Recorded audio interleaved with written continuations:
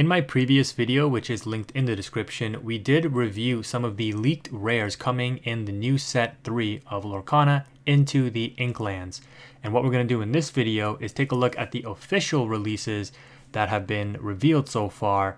And just before we get started, just note here, you could see local game store release for this product is going to be February 23rd. So as of me recording this video on January 13th, this means that there's just about 5 or 6 weeks or so until this comes out, which means we're in the current meta for that time being, and then mass retail release is going to be March 8th. The good news is that everything should be at MSRP. Hopefully we don't see massive markups, so there should be lots of product available for those who want to play. Anyways, let's go ahead and get started.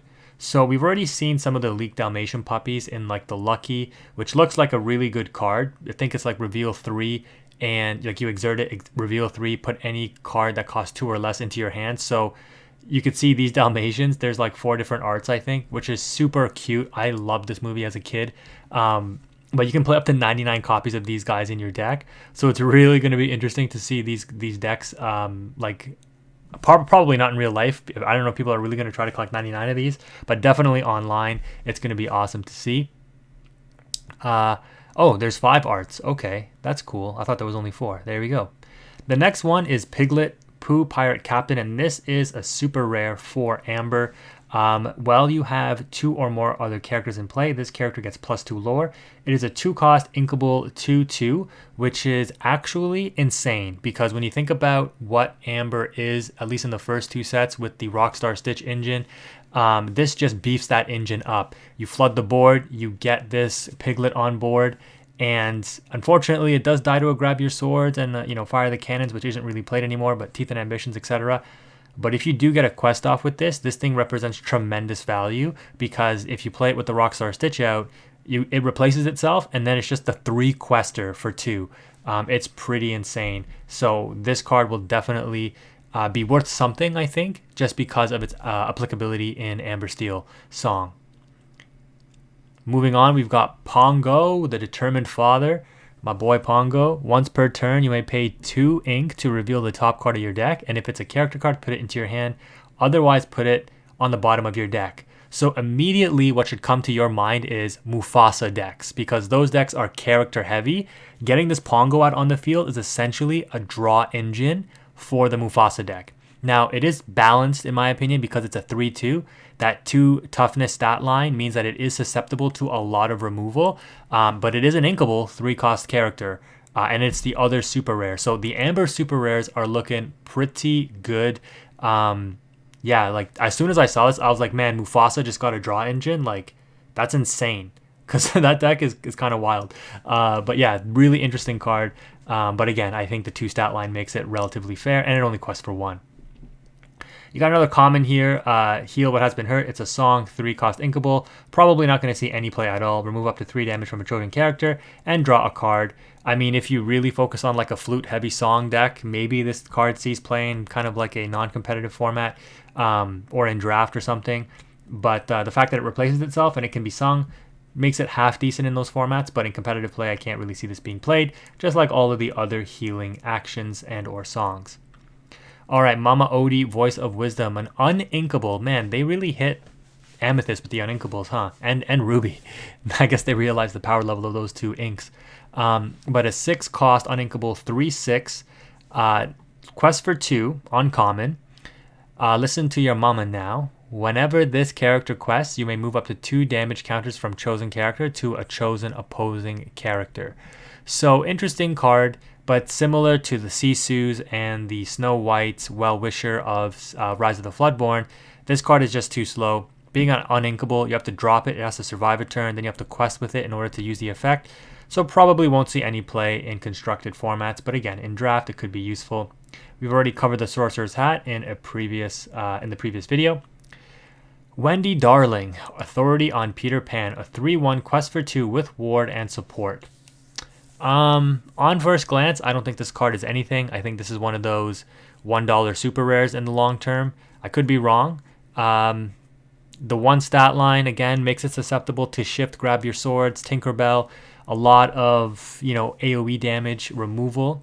It can't be targeted though, so, no Teeth and Ambitions or anything like that. And the support is interesting. I mean, people might try to make this work with Alice because it is a 3-1 for 3, but I mean, at that point, you might as well just play Phil, which is a 2 cost, and it doesn't have Ward, so I don't really see the value in this card, but I don't know. I could be wrong. Let me know in the comment section below. It's kind of sad that, you know, Sapphire gets kind of a not good super, and both of the supers, in my opinion, for Amber are just like bangers. Moving on, though. Distract, a 2 cost action. Chosen character gets -2 this turn. Draw a card. Those Emerald, Sapphire, Pete decks looking real spicy right now with all these actions that are relatively cheap and you draw a card with them. Moving on, we've got Peter Pan. We've already reviewed him. Eeyore, a 5 cost inkable, resist 1/4/5. Not really any reason to play this. Maybe, you know, I don't even see in draft why you'd play this either, to be honest. So unfortunately, Eeyore not getting any love on the steel side. Maybe there'll be another character card for him. We got Minnie Mouse, Funky Spelunker, a 0/3, but it has the effect of Journey. While this character is at a location, she gets +2 strength. So she effectively becomes a 1 cost inkable 2/3 when she's at a location. I'm not sure how I feel about this right now. Because the meta is kind of shifted to the 3 toughness, her 2 strength stat line isn't really too relevant. You know, her 3 toughness helps, but she's only a quest for 1. She's at a location. She takes time to set up. I mean, it is just a common, but so I don't really see this card being anything too relevant. This is the way that I kind of break down cards, though, guys. Like, let me know in the comment section below if you think this is relevant or not. Then we have the big reveal from the other day. We have Jim Hawkins. My wife was, I don't want to say super excited because she doesn't really care about card games, but she loves Treasure Planet. I mentioned this in the other video. And I was like, I can't believe, like, for a movie that's not really well known, they gave it 2 legendaries, John Silver and now Jim Hawkins. So just for that fact, I have to get a playset of these, including one that's foil, just for her. But I actually think this card could be a banger. It is a 5 cost inkable, which in and of itself is great. 4/4, which is good. Right, that's a decent stat line right there. And then you have the effect of This Is It. When you play this character, you may play a location with cost 4 or less for free. Why this is good is the exact same reason why Snow White, Well-Wisher, and Sisu are not as good. Because those cards, you have to play them, they have to survive, you have to quest with them. This card gives you instant, I don't want to say advantage necessarily, but like an instant payoff, where you play it and you get the location on board for free. This is an insane, potentially, because we don't know all the locations yet, but this card could be a potentially insane tempo swing of a match. Depending on how like Ruby Sapphire develops, you know, getting this out on turn 4, because the Fishbone Quill on turn 3, ink, an extra ink for turn 4, and then you're on 5 ink on turn 4, play this on turn 4, play a free location on turn 4, have this card with the second ability, Take the Helm. Whenever you play a location, this character may move there for free. Move it to that location. Like, on curve, this card could be absolutely insane. But again, we don't know until we see all the locations and really see how it might play out. But again, at Quest for 2, I think this card is going to be worth something. You know, Into the Inklands is the whole, I don't want to say gimmick, but the whole new development is locations. And so I think they're going to make locations pretty good. And so this card, I think, is something that I personally will be after, being a Ruby player myself. Very, very impressed with this. Very interesting card. Yeah, awesome. Moving on, we've already reviewed the new Moana. This Stitch further makes Rafiki irrelevant. It is a 2 cost uninkable 3/1 with Rush. I was actually thinking about this the other day. And if you think about Fire the Cannons is a 1 cost uninkable, deal 2 damage. So this, for 1 more ink, deals an extra point of damage, but it only can deal damage to exerted characters. So that's like the trade-off you make. So you might look at this and think like, oh my god, this is amazing. But when you think about it in comparison to like Fire the Cannons, which isn't that great, this card is like okay. It's a slight upgrade, I think, on Fire the Cannons. And the only reason for that is because we've seen the meta shift into these 3 stat line cards. But this card still gets traded out. What's nice though, what's actually really nice about this is it trades into Madam Mim Snake and it trades into Madam Mim Fox at the 3 stat line as well as of course like the Prince Erics and all the 1/3 1-drops like Minnie Mouse and Olaf and, you know, Tiana and all that stuff. So that's why this card is better when you think about it in comparison terms. but it is going to be, it's essentially just a removal spell, right? Take out toughness 3 or lower exerted character for 2, and it's uninkable. That's what this is. Yes, it can quest, which actually can come in handy if you top deck this late game and you just need a couple lore to win the game. But I think this card will see some play, but it's hard to say right now because as we get more and more cards, the real estate in a deck is going to get harder and harder to fill. So I don't know about this just yet.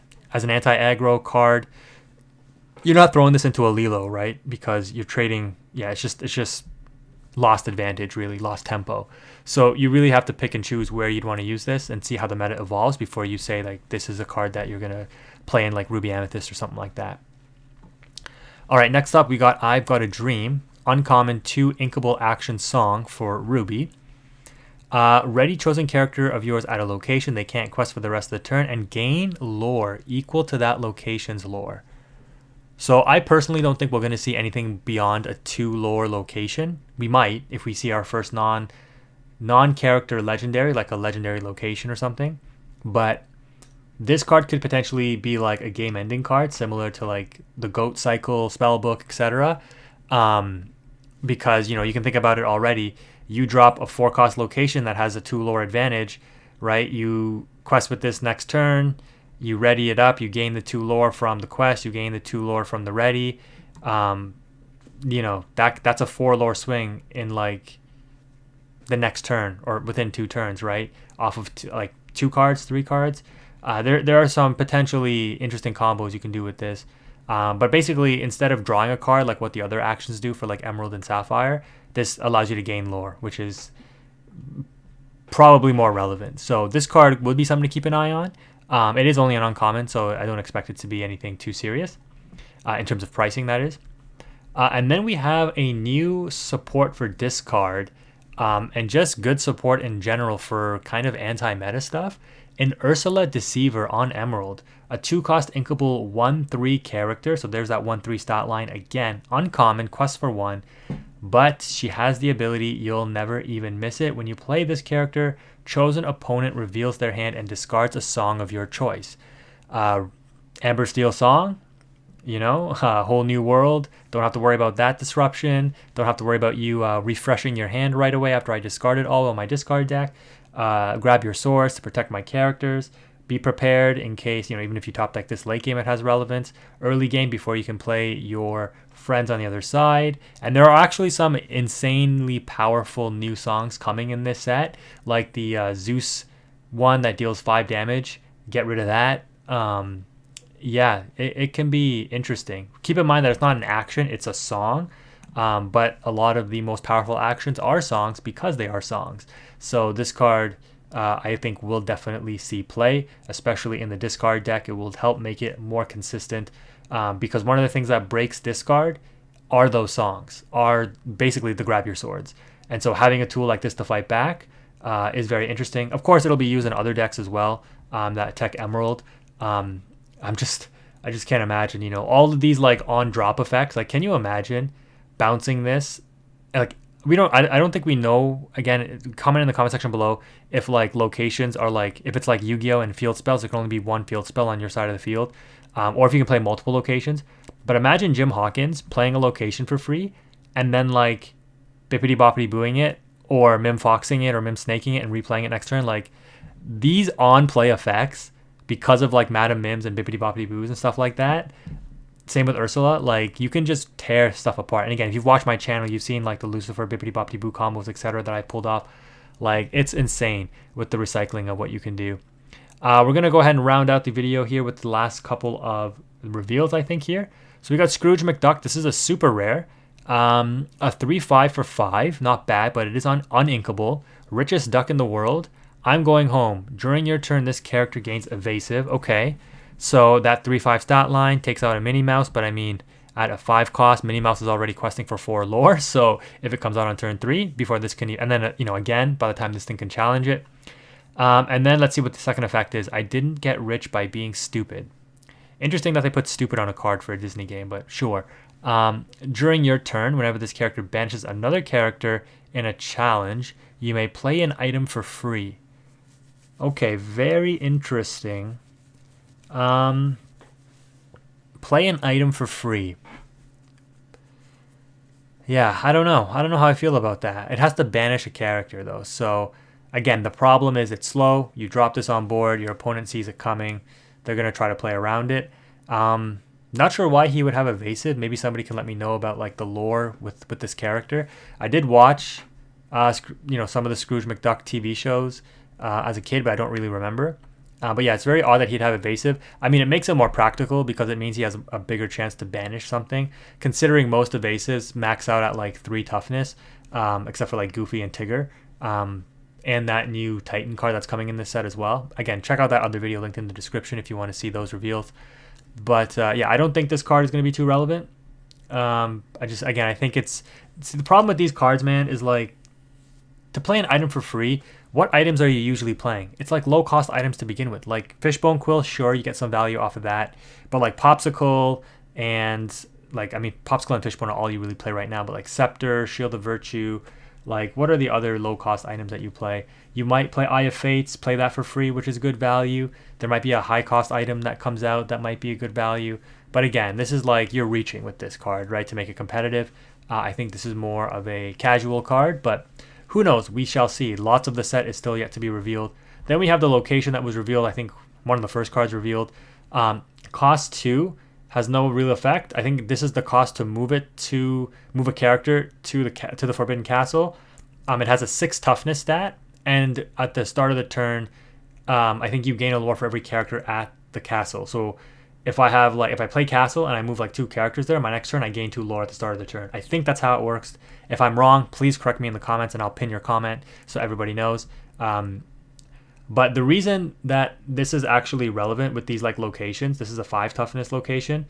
Like, I don't know about you guys, but I bought extra Mauis because Maui is a 6/5, and being able to drop a Maui and instantly take out a location, to me, represents value because I believe you can challenge locations with characters, right? So I think Maui stocks are going to be like going up. They've already been going up a little bit. Yeah, guys, don't cause a price spike in Maui's because I might want to buy some more before they spike again, but I got to wait.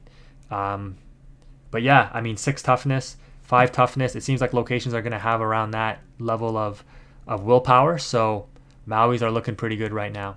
Speaking of Maui, the final card here is going to be Maui's Place of Exile. I almost called it Palace. And 1 cost to move characters to it. It's a rare. Oh, this wasn't in the other leaks page where we reviewed the rares. Again, only cost 2. It is inkable. 5 toughness. And your characters gain resist +1 while they're here.